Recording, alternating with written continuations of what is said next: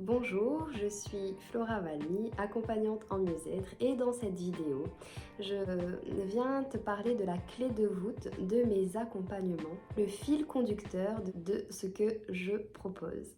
C'est évidemment l'amour de soi. Je ne sais pas si tu as vu dans mes précédentes séries de vidéos, c'est un sujet qui revient. D'ailleurs, j'ai même appelé un programme Je m'aime donc je vis parce que pour moi c'est vraiment hyper important l'amour de soi et c'est vraiment la base de tout. Quand on entend amour de soi, on peut se poser des questions et se dire waouh, c'est quoi ce truc? C'est un peu compliqué. Qu'est-ce que c'est concrètement l'amour de soi? Je vais te délivrer ma façon de voir et te donner en fait ma définition de l'amour de soi. Souvent, et je pense que ça t'arrive aussi, même à moi, ça m'est arrivé et ça m'arrive encore parfois, mais beaucoup moins. On est prêt à tout faire pour les gens qu'on aime, pour qu'ils se sentent bien. On est prêt à les écouter, à leur rendre service, on est présent pour eux, on est prêt à se mettre parfois de côté pour que eux se sentent bien. Bref, on est vraiment prêt à faire énormément de choses. Et toutes ces choses qu'on fait pour les personnes qu'on aime, est-ce qu'on les fait pour nous? Donc toutes ces choses que tu fais pour les personnes que tu aimes, est-ce que ces choses-là, tu les fais pour toi?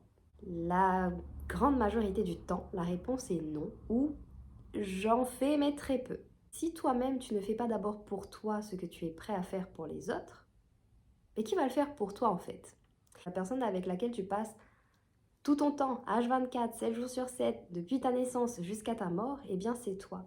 Tout au long de ta vie, tu auras des personnes qui vont t'accompagner à un bout de chemin, ta famille, tes amis, tes frères, tes sœurs, tes enfants, tes parents, ton entourage, mais la seule et unique personne qui te suit vraiment tout au long de ta vie, c'est toi.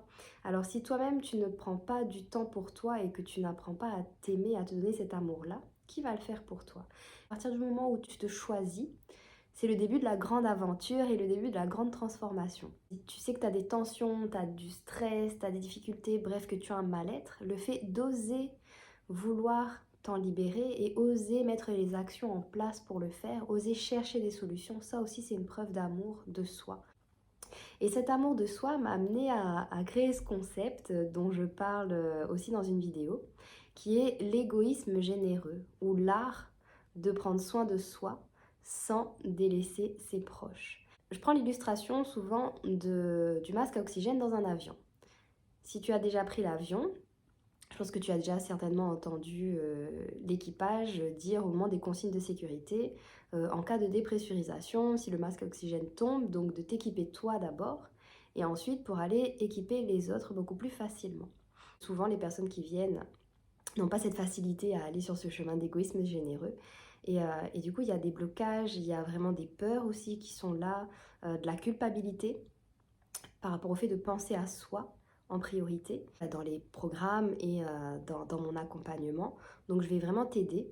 Et du coup, on va venir déconstruire ces schémas, déconstruire ces programmations, aller vraiment dénouer les nœuds pour que tu puisses vraiment penser à toi pour mieux penser aux autres. Donc prendre soin de toi pour mieux prendre soin de tes proches, mais en toute liberté et sans culpabiliser et sans te dire que si je pense à moi, je suis égoïste. Si je pense à moi, je suis égocentrique.